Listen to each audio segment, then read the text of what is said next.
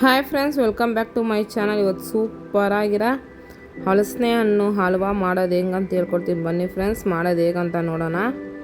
ನೋಡಿ, first mixie ಜಾರ್ಗೆ ನಾನು ಹಲಸಿನಲ್ಲಿ ಕ್ಲೀನಾಗಿ ಬೀಜ ಎಲ್ಲ ತೆಗ್ದು ಒಂದು 10ರಿಂದ 12 ಹಲಸಿನ ಹಾಕ್ಕೊಂಡಿದ್ದೀನಿ. ಇದನ್ನ ಚೆನ್ನಾಗಿ ಪೇಸ್ಟ್ ಮಾಡ್ಕೊಬರೋಣ ಬನ್ನಿ. ನೋಡಿ, ಈ ಥರ ಚೆನ್ನಾಗಿ ನುಣ್ಣಗೆ ಪೇಸ್ಟ್ ಮಾಡ್ಕೋಬೇಕು, ತೆರಿಯಾಗಿರಬಾರ್ದು. ನೋಡಿ, ಪೇಸ್ಟ್ ರೆಡಿಯಾಗಿದೆ. ಇವಾಗ ನಾವು ಇದನ್ನ ಒಂದು ಸೈಡಲ್ಲಿ ಇಟ್ಬಿಟ್ಟು ಸ್ಟವ್ ಮೇಲೆ ಒಂದು ಕಡಾಯಿ ಇಟ್ಕೊಳ್ಳೋಣ. ಕಡಾಯಿಗೆ 2ರಿಂದ 3 ಟೇಬಲ್ ಸ್ಪೂನಷ್ಟು ತುಪ್ಪ ಹಾಕ್ಕೊಳ್ಳೋಣ. ತುಪ್ಪ ಹಾಕ್ಕೊಂಡಷ್ಟು ಟೇಸ್ಟ್ ಚೆನ್ನಾಗಿರುತ್ತೆ. ತುಪ್ಪ ಒಂದು ಸ್ವಲ್ಪ ಚೆನ್ನಾಗಿ ಕರಗ್ಬಿಟ್ಮೇಲೆ ನೋಡಿ, ನಾವು ಸಣ್ಣ ಕಟ್ ಮಾಡಿ ಇಟ್ಕೊಂಡಿರೋ ಬಾದಾಮು ಮತ್ತು ಗೋಡಂಬಿ ಇದೆರಡು ಹಾಕ್ಕೊಳ್ಳೋಣ. ಇದೆರಡು ಹಾಕಿ ಚೆನ್ನಾಗಿ ಬ್ರೌನ್ ಕಲರಾಗೆ ಫ್ರೈ ಮಾಡಿ. ನೋಡಿ, ಈ ಥರ ಚೆನ್ನಾಗಿ ಬ್ರೌನ್ ಕಲರಾಗಿ ಫ್ರೈ ಆಗಲಿ. ನೋಡಿ, ಫ್ರೈ ಆದಮೇಲೆ ನಾವು ಇವಾಗ ಪೇಸ್ಟ್ ಮಾಡಿ ಇಟ್ಕೊಂಡಿದ್ವಲ್ಲ ಹಲಸಿನ, ಅದನ್ನ ಹಾಕೋಣ. ಕಡಾಯಿಗೆ ಹಾಕ್ಬಿಟ್ಟು ಒಂದು ಸೌಟ್ ಎತ್ಕೊಂಡು ಚೆನ್ನಾಗಿ ಮಿಕ್ಸ್ ಮಾಡಿ. ನೋಡಿ, ತುಂಬ ಸೂಪರಾಗಿರುತ್ತೆ. ಹಲಸಿನ ಇದ್ದರೆ ಸಾಕು, 10 ನಿಮಿಷದಲ್ಲಿ ಈ ಥರ ಹಲ್ವಾ ಮಾಡ್ಕೊಡ್ಬೋದು ಮಕ್ಳಿಗೆಲ್ಲ. ಇವಾಗ ಸಮ್ಮರ್ ರಜಕ್ಕೆ ಹಲಸಿನ ಸೀಸನ್ ಬೇರೆ.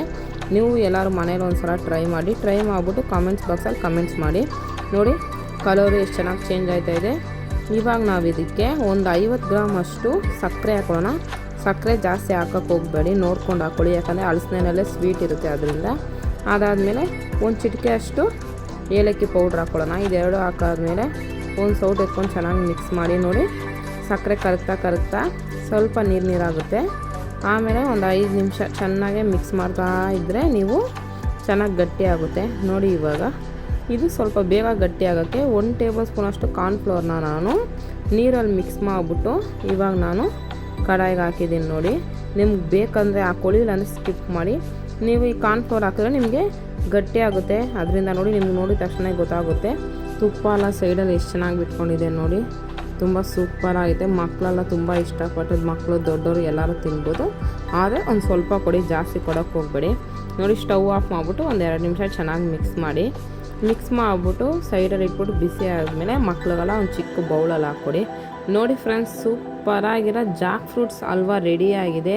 ಈ ವಿಡಿಯೋ ಏನಾದರೆ ನಿಮ್ಗೆ ಇಷ್ಟ ಆದರೆ ಲೈಕ್ ಮಾಡಿ, ಶೇರ್ ಮಾಡಿ, ಕಮೆಂಟ್ಸ್ ಮಾಡಿ. ಮರಿದಿರ ನಮ್ಮ ಚಾನಲ್ನ ಸಬ್ಸ್ಕ್ರೈಬ್ ಮಾಡಿ friends. Thank you so much.